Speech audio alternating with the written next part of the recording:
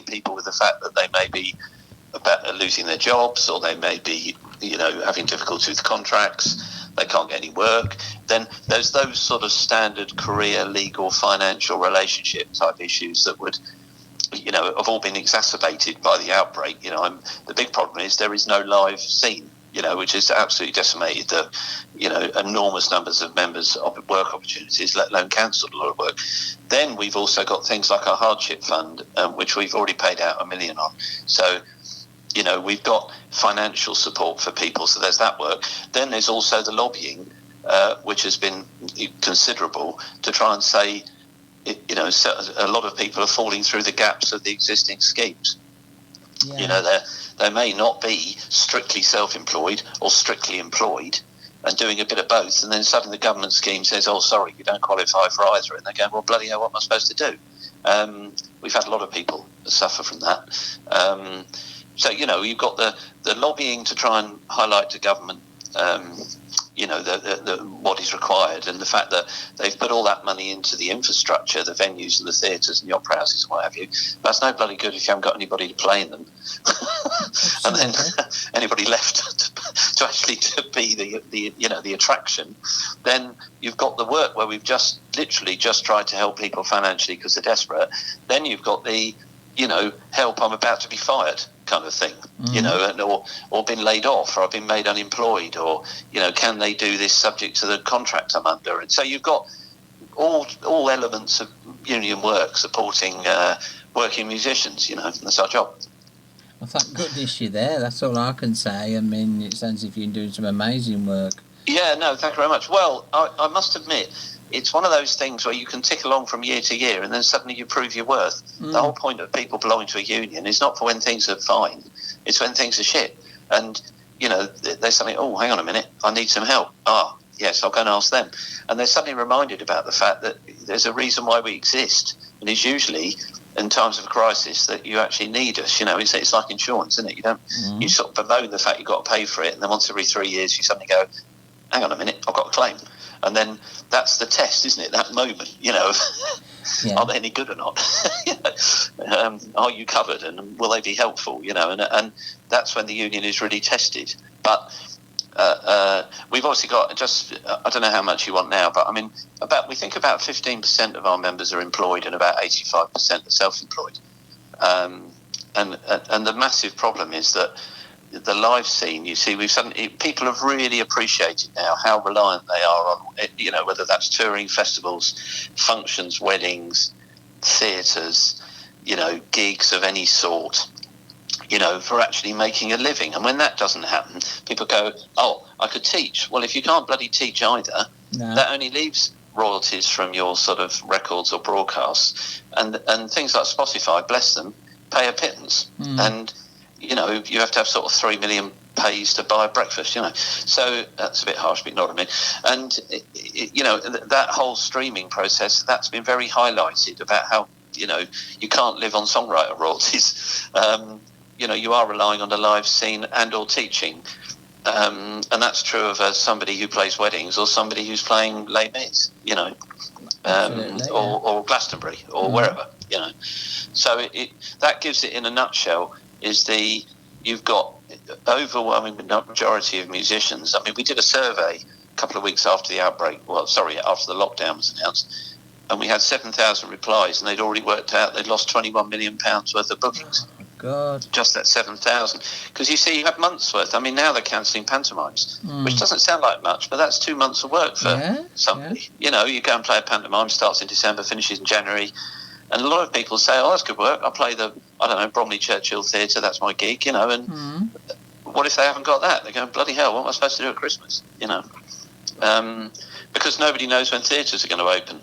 No. Or gigs, just any gig, any bloody gig, from the proms to, Green Note in Camden that holds 50 people, So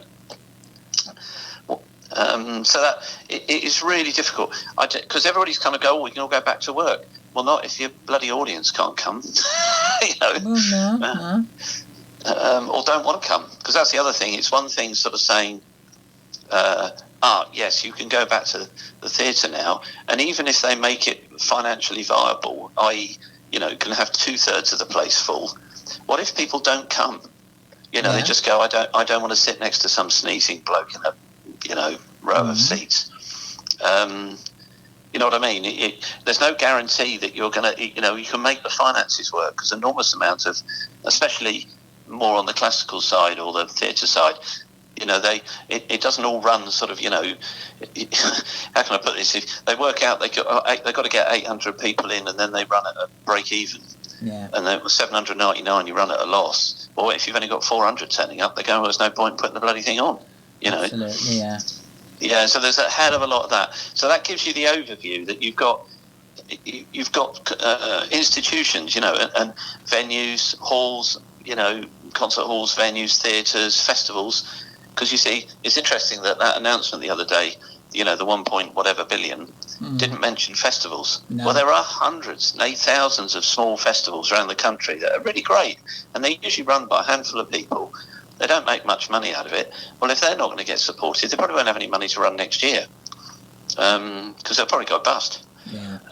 You know what I mean? You know, because if you were going to run this festival this June, you've probably already had quite a lot of outlays, booking things sort of, you know, almost like a year in advance and that kind of thing. You know, the venues, the theatres. Well, sorry, that's not a very good example. You know, the tent builders and the caterers and the toilets and the fences and just booking the arena from someone. You know, you might pay a 50% deposit and then go, bloody hell, we've lost the money because the damn thing's not happening. You know. Yeah, well, there's a whole economy based on festivals which people don't take into account. Oh, it's huge. I mean, the Black Deer, which is one I particularly like, it's only I think they've only been going 2 or 3 years. And it's an Americana country folk kind of thing. And, you know, you go along there, they have brilliant things for kids. It's a great family event. They usually have a few names from America. They'll have axe throwing and lassoing and, you know, things for you to do. And they have a motorbike side thing and great food. And, you know, it's a really nice couple of days. And it's run by 2 women. Now, that's in Kent, you know. And it's a really nice, typical few thousand people on the Saturday, few thousand people on the Sunday. Really nice environment. Well, I don't know if they can, if it doesn't happen, but I'm not sure they have any money left.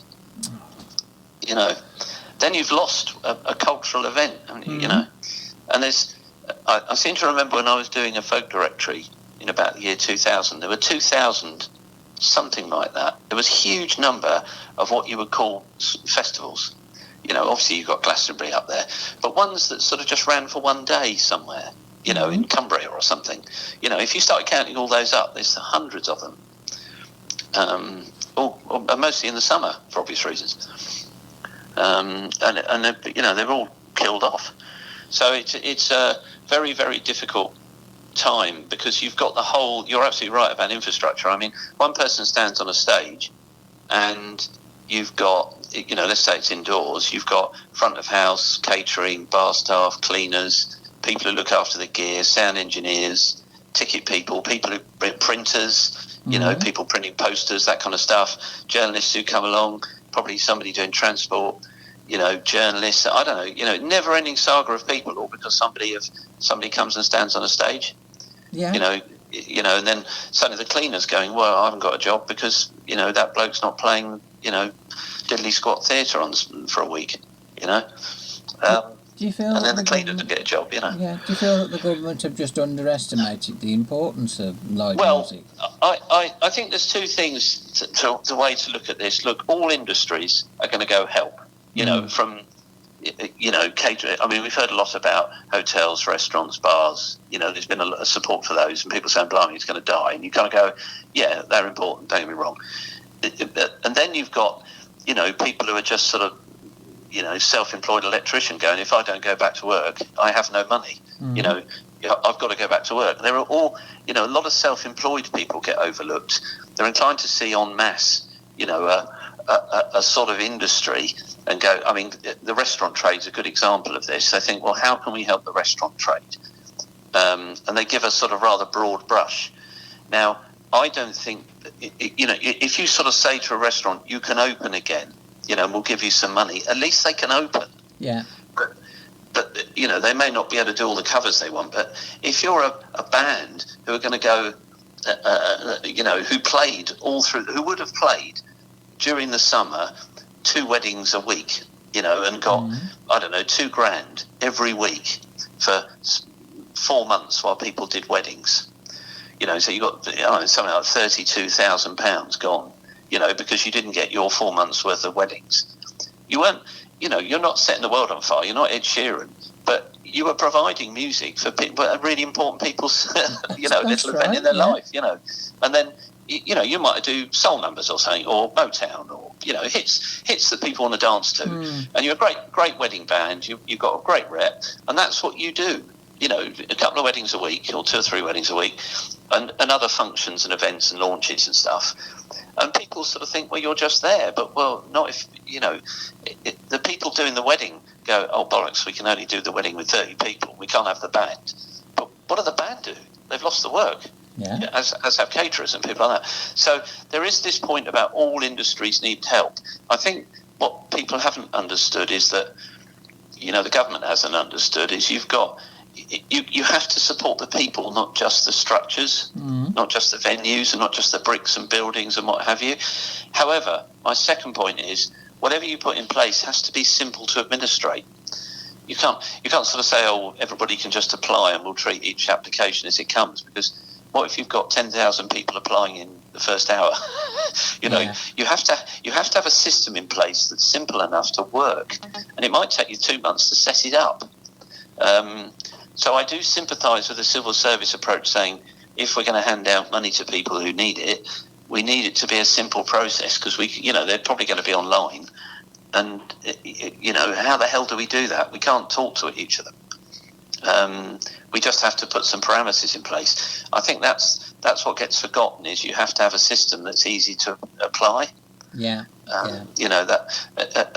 of course you've got things that have been going for years. I mean, using the restaurant example, there are some restaurants that have been going for, say, 30, 40, 50 years, have been ground to a halt.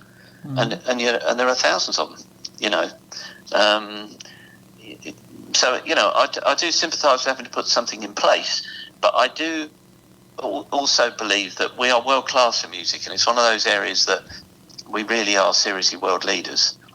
And if you go abroad and you went to, I don't know, Hong Kong, and said names some famous British people, it wouldn't be long before they mentioned a musician. Absolutely. And usually the Beatles or whatever, they probably mention the Queen, David Beckham, and the Beatles. I mean, that's what, and Ed Sheeran or something. It's not long before they mention an entertainer of some sort. That could include football, obviously. An entertainer of some sort. They usually don't name the politicians or the bankers. That's for sure. And I do think our cultural export and those ambassadors are terribly important, but they rely on mostly live. They rely on an audience. We've almost returned. I remember George Melly writing a book about this in the early 50s, saying when you made records, you made a recording as a little calling card to get you gigs, because that's where the money was. That's right, you didn't make, you made a recording to get you gigs. Then, obviously, post Beatles, people toured to promote their album. They lost money touring. But they promoted the album, sold it, the album sold, and then hopefully they went into profit. Now we've almost gone back to the George Melly scenario, where you did a recording, it doesn't make you much money because there's no bloody money in recordings now much. No. And then you're almost relying on that to get your gigs, get people along to your gigs, and then you made money from them, and ticket, merchandise, and whatever. It's gone full circle in sort of 70 years, I think. And we're very reliant on the live scene, and if you can't play live, the bloody thing collapses. Well, if they're not making any money from gigs, then they can't put any money back into the band for gear, for new records. So it's it just grinds to a halt. The whole thing grinds to a halt. And actually, anybody self-employed, you know how it is. This is true of journalists or photographers or anybody. You get booked in week 1, you work week 2, you hopefully get paid in week 3, and you can eat in week 4. Well, what if you don't get booked and you don't do the work? Week 4 comes around, you ain't got any freaking money to eat with. No. It's. I don't think there's been an understanding that of the long form booking issue, that you need to. The pantomimes is a classic example. People will be booked up a year in advance, and you can sort of say, you can't replace that very easily. You can sort of say, oh, we'll open everything again. You go, well, that's all been cancelled. I'm now looking at next March before I can do any work. And you go, but that's 8 months. Bloody hell. You know, and what are they supposed to do in the meantime? You know, you can't put them in frozen suspension or something and sort of wake them again in March, you know. They'll starve to death. It's very difficult. And I think the government understands at some point. I mean, look, our General Secretary's been in regular contact with Keir Starmer. He's part of working groups, and there is serious attention to pay to the MU lobbying and views. So it's not like we're not getting the message across, but of course we are also competing with every other, you know, industry in a difficult situation, all of which I have sympathy with, you know. But the real problem for musicians is they're reliant on a live scene and booking in advance. And I know too many people in sort of April were having May, June, July gone, then they suddenly found September, October had gone. They're going, bloody, I've lost 6 months worth of work. You know? And also, a lot of touring, if you are playing the Glastonburys of this world, you're relying on that to promote yourself. You can't just rely on social media all the time. So there you go. I mean, we've got hardship funds, we're doing the lobbying, we've provided support to musicians where we can, whether that's to do with physical well-being, or mental or emotional well-being, because some people have found this very difficult. We've also been trying to help disabled musicians, you know, who sometimes they've had difficulties as well at the moment, which people kind of think, oh, it'll be all right for them. And you go, well, no, not necessarily.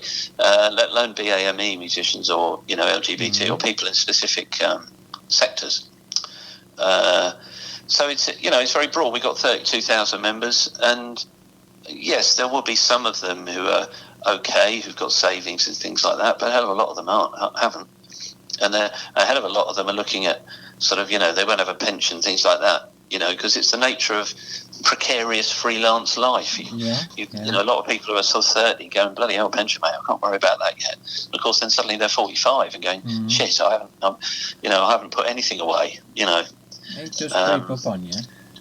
Oh, yeah, tell me about it. I'm 61. Oh, yeah. I mean, you know, I started playing piano in 1966, you know, I was 7 and started playing the guitar in 1973, so I've been playing that a pretty long time. You know, if you'd said to me in the 80s, I'd have got a pension, piss off, you know. You know, and, you know, when I was 30 in, 89, it's only in the 90s that I suddenly thought, oh, yeah, I suddenly start putting something away. But I'm lucky I've got that. A hell of a lot of people haven't. I know a lot of very, very good top session players who have got enough to survive right now, but are worried about the future, you know.